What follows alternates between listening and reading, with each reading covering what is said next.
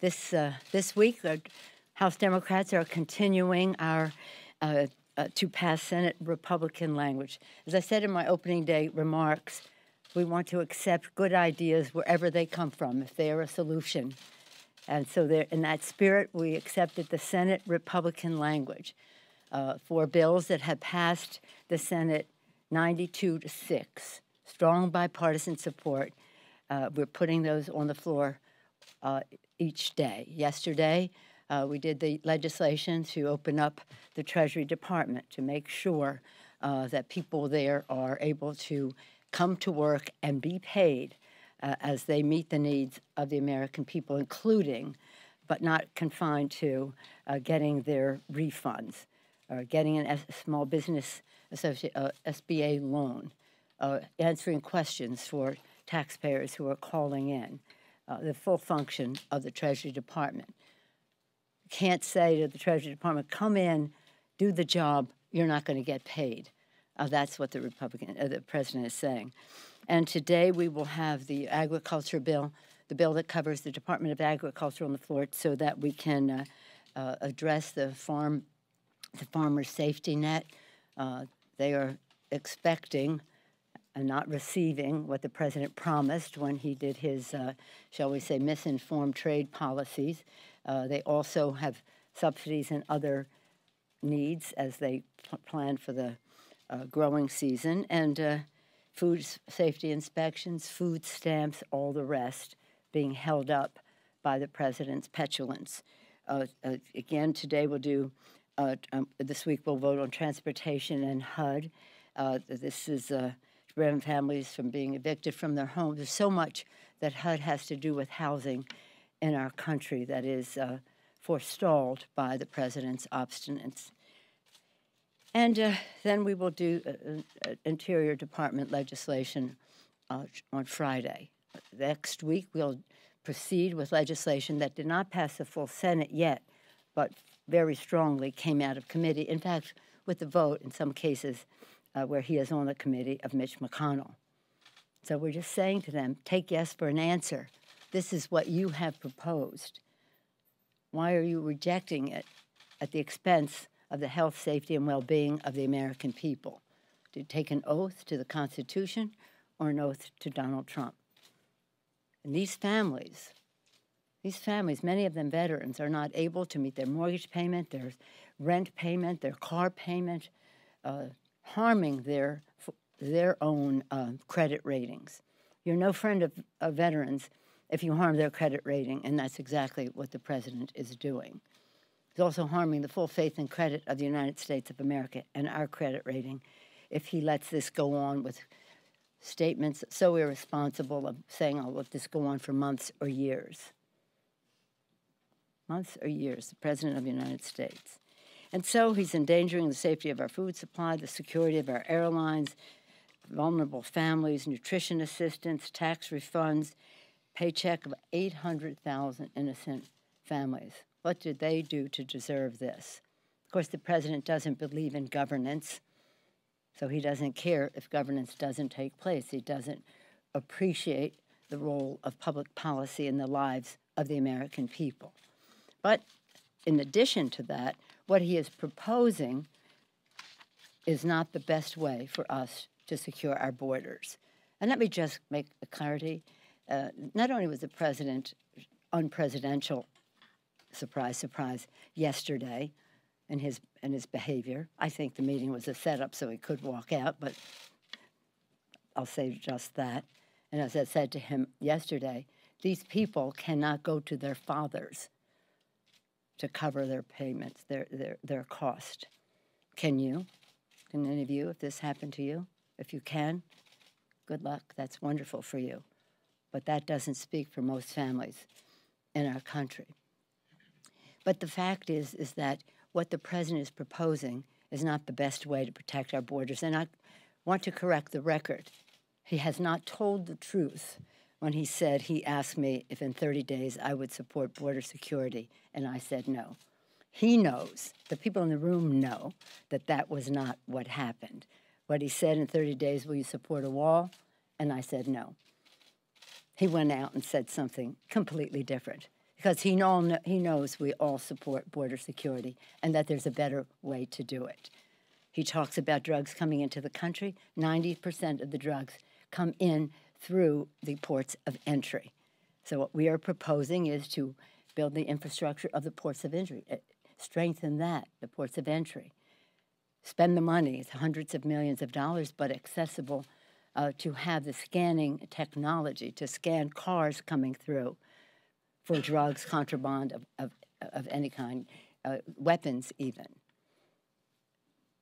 Repair the roads, facilitate immigration and trade in those regions. The positive, shall we say, almost technological wall that can be built is what we should be doing. I don't even know if the president wants the wall. I think he just wants to debate on the wall, and he's having some difficulty with it because now,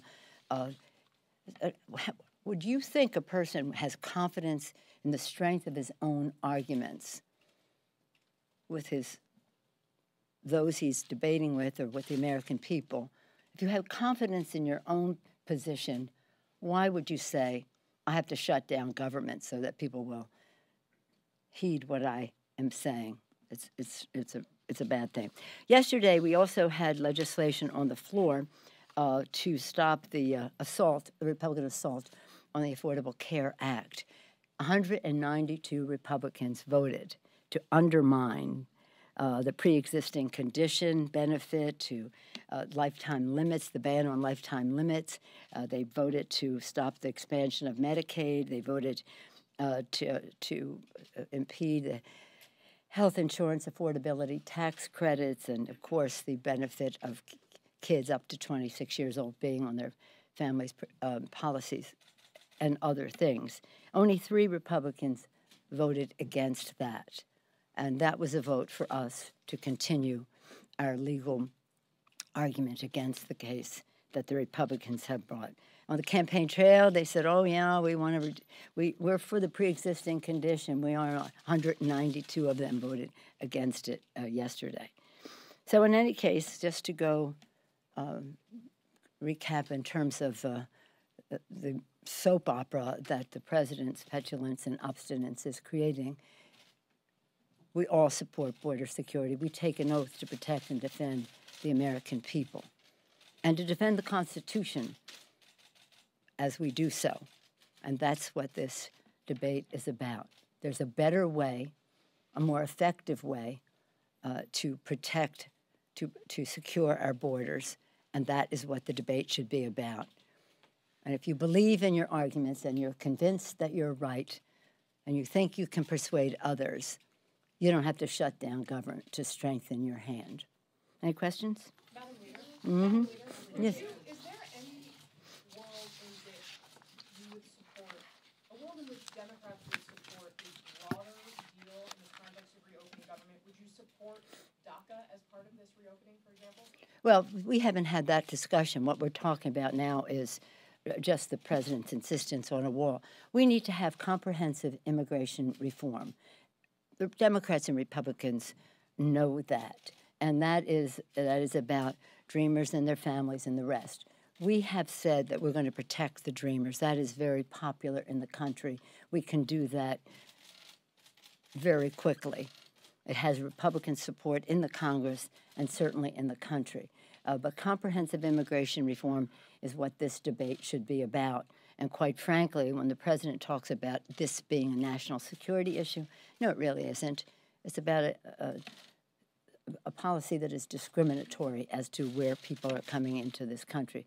So, yeah, no, absolutely, we always have stood ready to discuss comprehensive immigration reform and, of course, the dreamers in the meantime. Have those conversations before the government's reopened? Are you willing to have those conversations now? We have been having conversations. We don't want to be a backdrop for the president to stomp the table and get up and walk out. I think he thought we were going to stay there when he left. He got up, we got up. So that we've been having these conversations. Our staff all weekend, Saturday, Sunday, have been engaged in these conversations. The president just keeps upping the ante. In fact, I said to him, you're moving the goalposts so many times, they're out of the stadium. Yes, yes, Nancy. Have you offered several $1 billion for other border security measures if you're not willing to do a wall? And what has the White House reaction been to that? Well, don't think of this as normal. Don't think of this as normal because I say the goalpost keeps getting moved. But what we did give the president, the White House, is exactly what the Homeland Security Department asked for in the budget. But they've moved the goalpost. Yes. This morning, now, Democrats are calling this a manufactured crisis. Yes, it is. Is a concern. Now, would you essentially say the same thing, say Corporal Ronald Singh's family, or do those families who... I'm sorry, what are you saying there? Would you say that this is a manufactured Right, but crisis what's the next word? to a Corporal Ronald Singh's family who ended up losing him to a illegal immigrant who ended up shooting him over in your state? Would you say this to families who had lost relatives to heroin overdoses because obviously the drug 90% of the time came from Mexico? What would you say to families like that? Well, what I would say to families like that is what I say to the president regularly. These are tragic situations. There's a tragic situation at the border. 2 little children died in the custody of the Border Patrol. But the plural of anecdote is not data. And as painful and horrible, one death is more than we should be able to bear, whether it's the corporal or whether it's the children. But the fact is we have to have public policy that secures our border. And what the president is proposing will not eliminate those possibilities. Madam Speaker, the president this morning suggested that he may declare a national emergency. Yeah. To you, is this a possible way out of this standoff with the president? Or how would the House react? How would you react if you were to go that route? Well, if and when the president does that, you'll find out how we will react.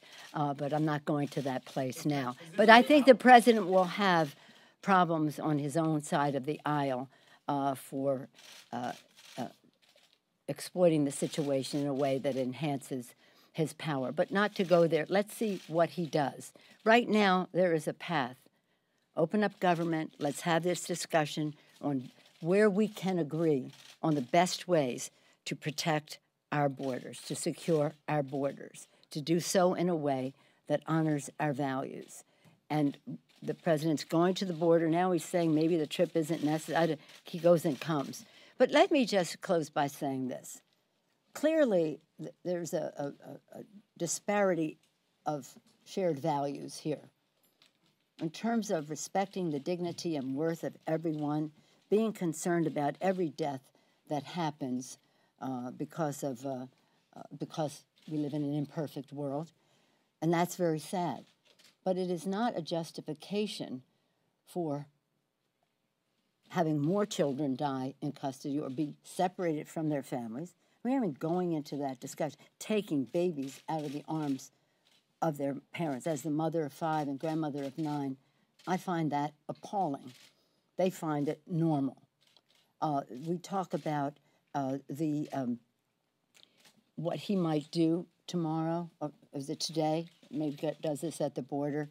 I think he's going to have to answer to his own party on usurping that much power. But again, I'm not going down a path until we see what it is he's willing to do. But it's unfortunate because there's an opportunity cost here of this money that he keeps increasing the amount of money, the increasing the amount of beds, increasing the obstacles to finding a solution, because I don't think he really wants a solution. I think he loves the distraction that this is from his other problems, and that's most unfortunate. It's a luxury our country can't afford under any circumstance.